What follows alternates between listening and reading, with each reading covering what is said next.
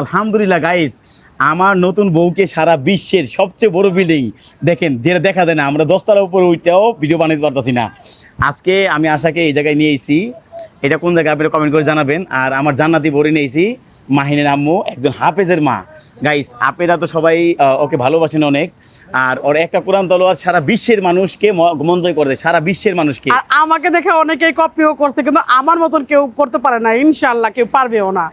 আশা, যত আমরা আজকে এই ভাইরাল জায়গায় আইছি, ঠিক আছে, হয়তো সারা বিশ্বের মানুষ এই জায়গাটা চিনে। আর সবচেয়ে বেশি হলো গুরুত্বপূর্ণ হলো তোমাকে সবচেয়ে বেশি মানুষ ভালোবাসে। আর তুমি যত এই জায়গায় আইছো, তাহলে এই জায়গাটায় অনেক ধরনের মানুষই আসে, হয়তো এই জায়গাটা অপবিত্র হয়ে গেছে। আমি চাই আমার জান্নাতি বউ এই জায়গাটা একটা কোরআন তেলাওয়াত করে এই জায়গাটাকে পবিত্র করবা। আশা, তাই? হ্যাঁ, তুমি একটা কোরআন তেলাওয়াত করবা। আর তোমার এই কোরআন তেলাওয়াতে আল্লাহ তাআলা জানি এই জায়গাটা পবিত্র করে। আর এই জায়গাটা কোথায় তুমি বলো আশা, বলে দাও। যাই হোক, এটা হলো মালয়েশিয়ার কি কয়, এটা টুইন টাওয়ার কয়, তা আমি বলেই দিলাম। আর আমি একটা এখন কোরআন তেলাওয়াত করবো আপনাদের মাঝে, তো অবশ্যই সবাই দেখবেন। আমাদের প্রাণপ্রিয় যে লোকগুলো আছে অবশ্যই আমার এই ভিডিওটা দেখবে 100%। ইয়া ইবাদি আল্লাযীনা আমানু ইন্না আরদি ওয়াসিয়াতু ফাইয়া ফাবুদুন কুল্লু নাফসিন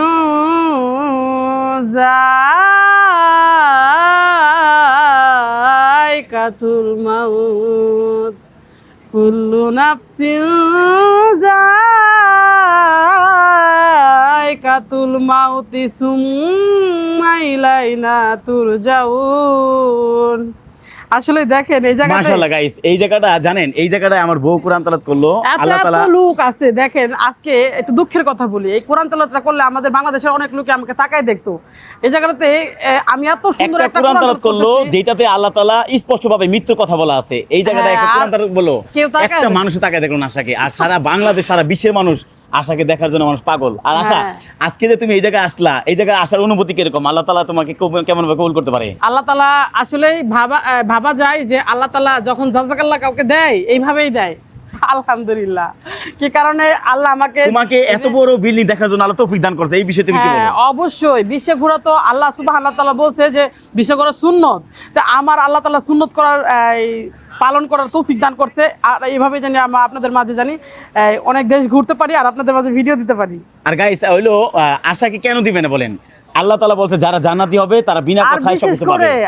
আপনারা অনেকেই কুমন্তব্য করেন। দেখেন একটা কথা বলি, আমার বাচ্চাকে মাদ্রাসায় দেওয়ার জন্যই আল্লাহ আমাকে ভালো রাখছে আর ভালো কিছু করার তৌফিক দান করছে। একজন হাফেজের মা সে, আমরা তাকে বাজে মন্তব্য করলে আল্লাহ তাআলা আমাদেরকে মৃত্যুর পর জীবন টেনে ফেলে। আরে যে বাজে মন্তব্য করে তার মনটাই তো বাজে। আমি এটাই বলি যে তার মনটাই তো বাজে, সে বাজে মন্তব্য ছাড়া কোনো কিছু করতে পারে না। সবচেয়ে বড় কথা হলো গাইস, আপনারা আশাকে ভালোবাসেন জানি, আর আশাকে সবচেয়ে বেশি ভালোবাসেন আপনারা, আমার থেকে সবচেয়ে বেশি ভালোবাসেন আপনারা, নাকি আশা? হ্যাঁ, আমাকে অনেক ভালোবাসে। আজকে আমি আমার 2 দিন ধরে আমার সাথে সম্পর্ক, আর আপনাদের সাথে আমার অনেক দিনের সম্পর্ক। আর যারা মালয়েশিয়া আছিলেন, আশাকে দেখছেন, ভালোবাসা দিছেন, তাদেরকে অসংখ্য ধন্যবাদ। আর আশাকে কিন্তু অনেকেই মালয়েশিয়ায় দেখে অনেক খুশি হয়েছে, আবার অনেকে মানে কথা বলতে ভয় পাইছে। যারা ভয় পাইছে না, আবার দেখা হইলে অবশ্যই কথা বলবেন। আশা, তুমি কিছু বলে দাও।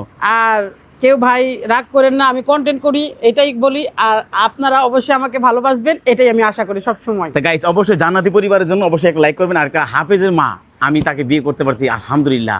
জান্নাতি পরিবার গাইস, আপনাদের কেমন লাগলো অবশ্যই কমেন্ট করে জানাবেন।